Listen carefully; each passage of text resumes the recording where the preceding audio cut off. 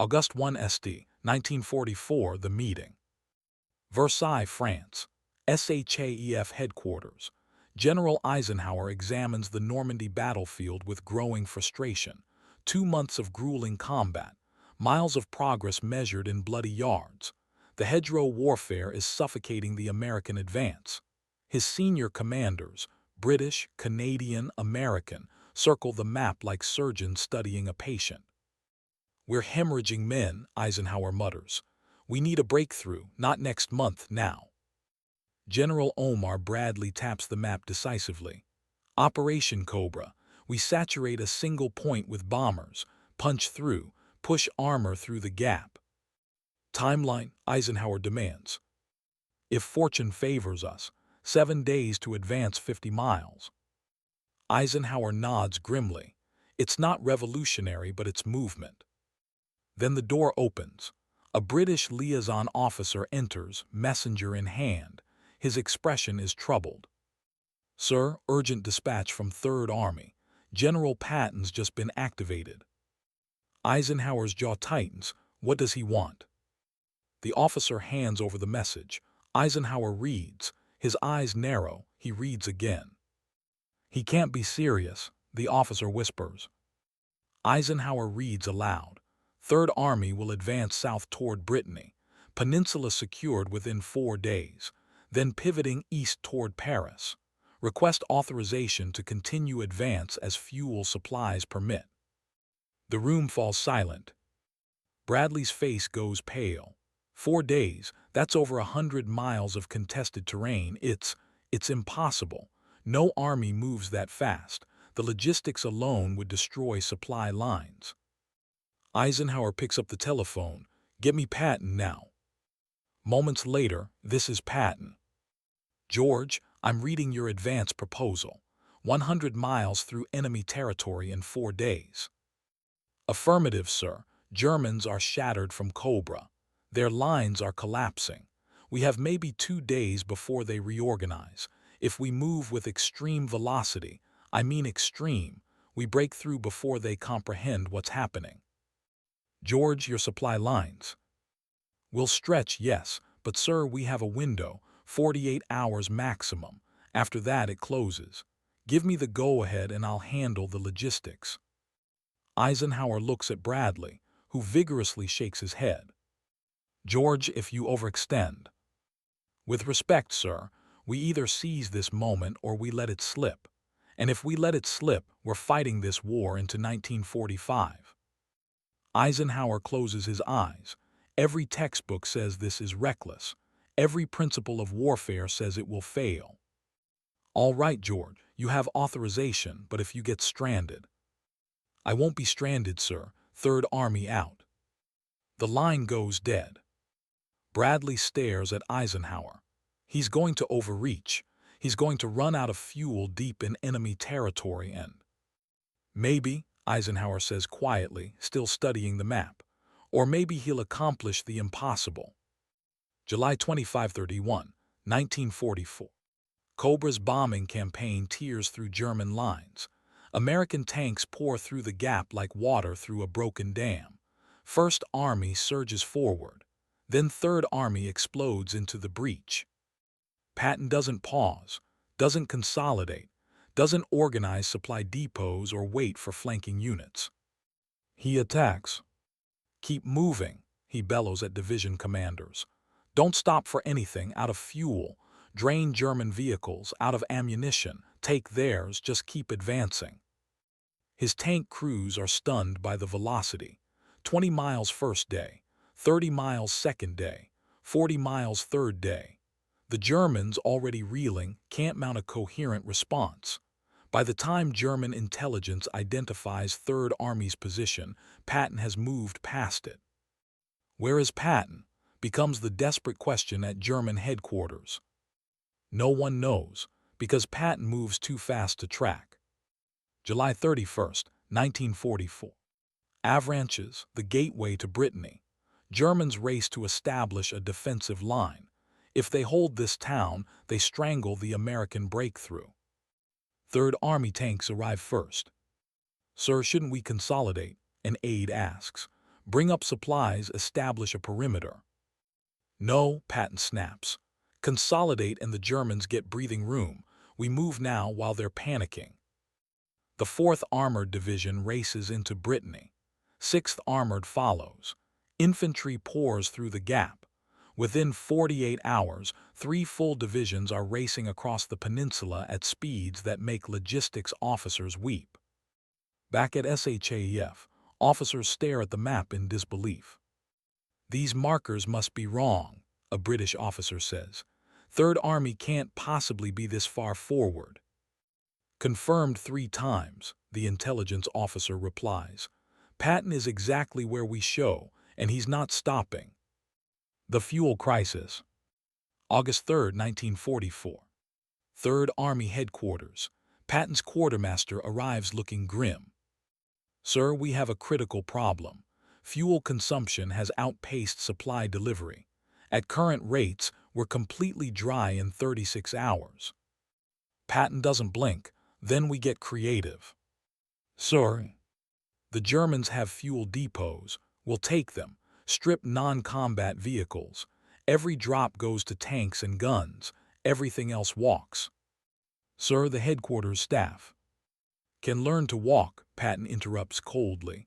"I'll push these tanks myself if necessary. This army does not stop." He issues new orders: capture German vehicles for supply transport, salvage fuel from destroyed equipment, abandon non-essential vehicles, improvise constantly. It shouldn't work, but it does. The message that changed everything. August 4, 1944. SHAEF Headquarters. An urgent dispatch arrives. An officer marks positions on the map. Eisenhower walks over with his coffee cup and freezes. "When was this sent?" "10 minutes ago, sir." Eisenhower studies the map. 3rd Army is over 100 miles from their starting point. In 4 days. "That's not possible," he says quietly. "We've triple confirmed the positions, sir. 3rd Army is exactly where they report." Bradley arrives, reads the map and goes silent. "We projected 2 weeks minimum," Bradley finally says. "Absolute minimum. He did this in 4 days. How is this even possible?" Later, Eisenhower sends a message to Patton. "Outstanding work reaching objectives ahead of schedule. However, fuel situation critical. Recommend consolidating position until supply lines recover." Patton's response arrives 1 hour later. Fuel shortage acknowledged. However, Lorient and Saint-Nazaire remain unoccupied. Plan to secure before German reinforcements. Will address fuel situation afterward. Eisenhower reads this and laughs, a tired, bewildered laugh. He's out of fuel, and he wants to keep attacking. Bradley asks carefully, "Should we order him to halt?" Eisenhower considers the map. By every rule of military logistics, he should order a halt, but Patton is winning at speeds no one predicted. "No," Eisenhower decides. "Let him continue, but divert every fuel truck in the sector to 3rd Army. Whatever Patton needs, he gets it first." German collapse. August 5, 1944. German 7th Army Headquarters. General Paul Hosser stares at intelligence reports with creeping dread. Patton's 3rd Army has advanced over 100 miles in 4 days, the intelligence officer reports.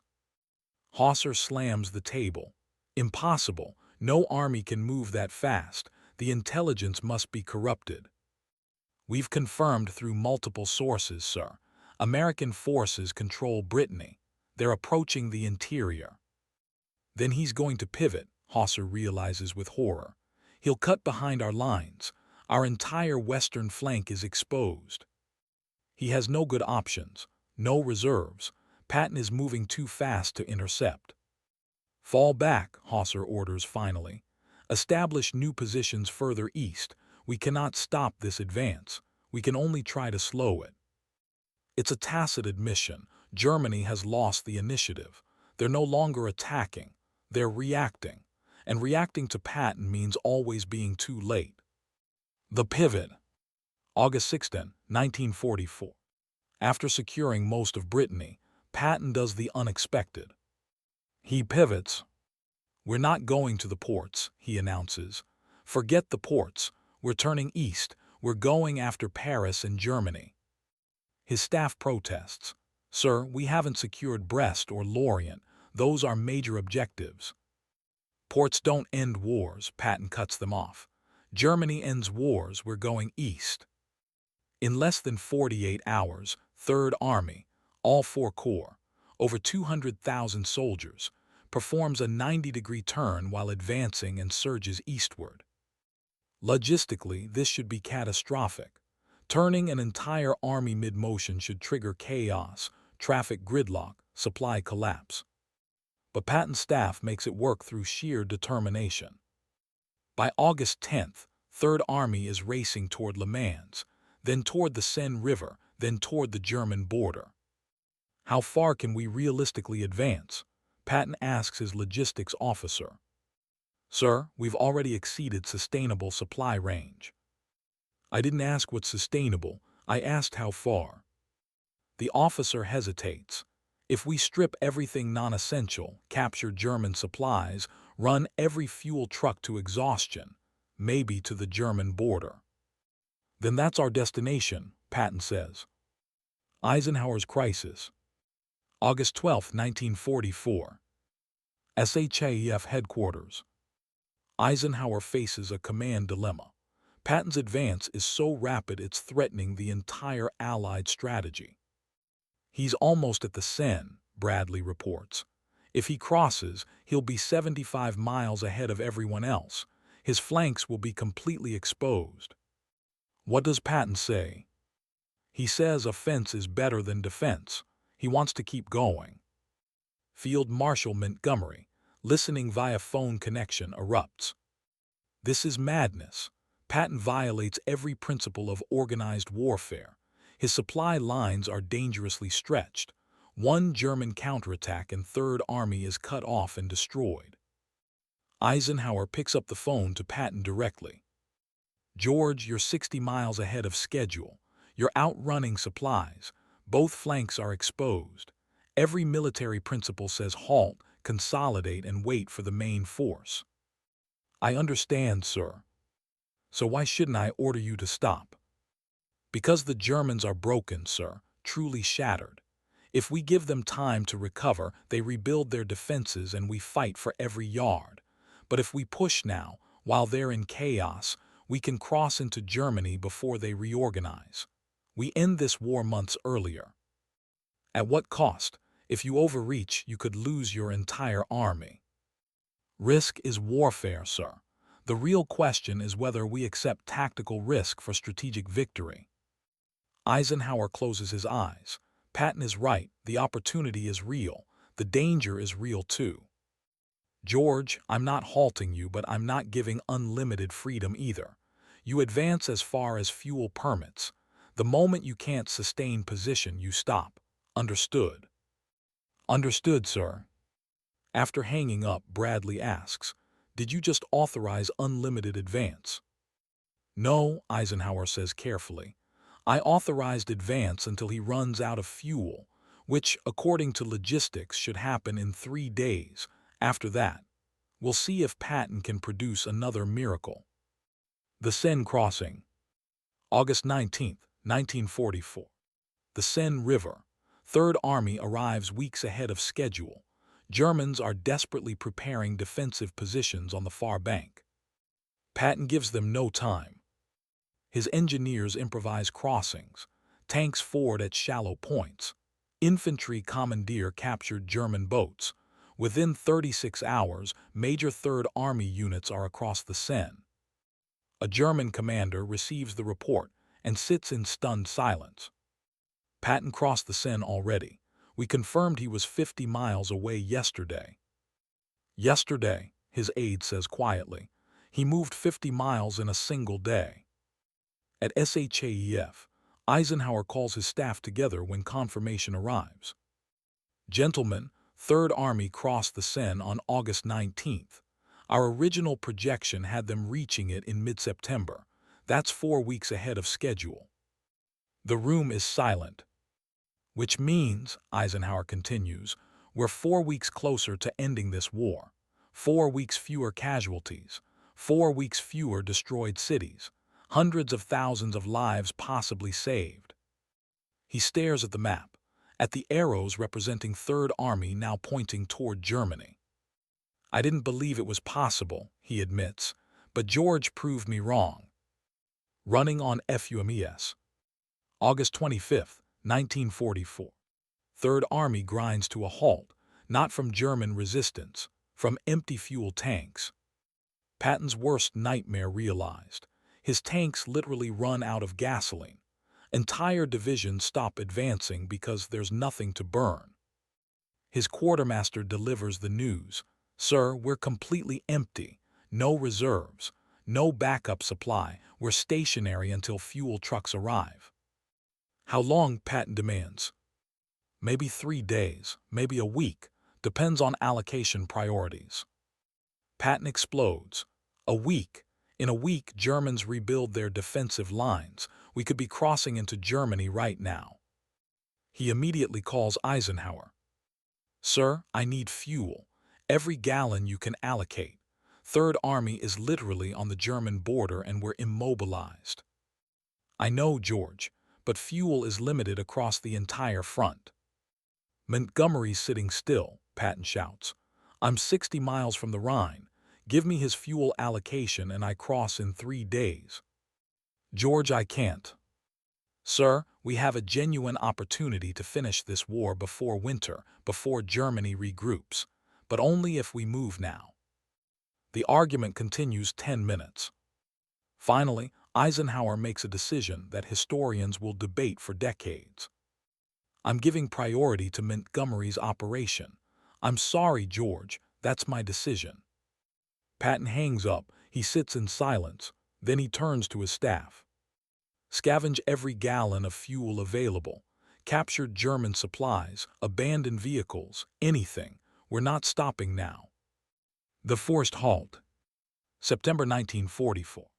Third Army sits stationary, burning with frustration. Soldiers can literally see German positions in the distance.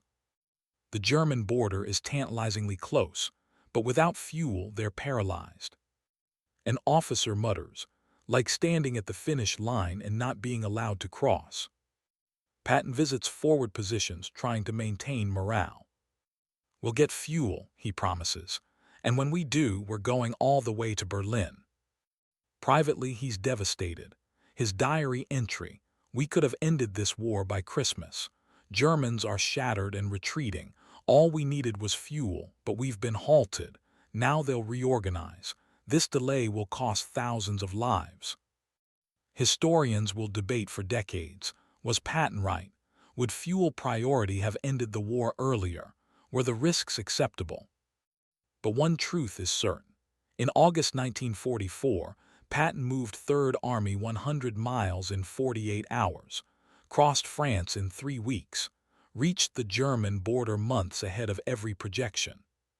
And when Eisenhower saw how far Patton had advanced, he spoke 5 words that captured both admiration and disbelief. Good God, he's already there. Historical analysis. Post-war assessment. Military historians analyze Patton's August offensive. The numbers are staggering. Distance covered, over 600 miles in 30 days. Enemy prisoners captured, over 100,000. Liberated towns and cities, hundreds. German divisions disrupted or destroyed, dozens. Allied casualties, remarkably low due to the speed of advance. One analyst concludes, Patton moved faster than Hannibal, faster than Napoleon, faster than any commander in the modern military era. Another observes, Germans couldn't defend against Patton because they couldn't predict where he'd be. By the time they identified his position, he'd already moved. A third notes, Patton understood mobile warfare's fundamental truth. Speed is protection. A slow-moving army is vulnerable. A fast-moving army gets behind enemy lines before the enemy reacts. German generals captured after the war confirmed this. Field Marshal Gerd von Rundstedt admits, "We could manage Montgomery. He was predictable, methodical. But Patton, he appeared where he shouldn't be, moved faster than possible, attacked when we expected defense. Fighting him was like fighting a phantom." The legacy. August 4, 1944. Eisenhower stands over a map, staring at position markers that shouldn't be there. "Good God," he says quietly, "he's already there." 5 words, that's all it took. Those 5 words define Patton's entire military legacy. The general who was always ahead of schedule, ahead of expectations, ahead of what anyone thought possible. The man who advanced 100 miles in 48 hours. Who crossed France in 3 weeks. Who reached the German border while other armies were still fighting in Normandy. How did he do it? People asked then, people ask now. The answer is complicated. Aggressive leadership, brilliant tactical improvisation, creative logistics, pure audacity, and a willingness to embrace risk that made conventional commanders uncomfortable.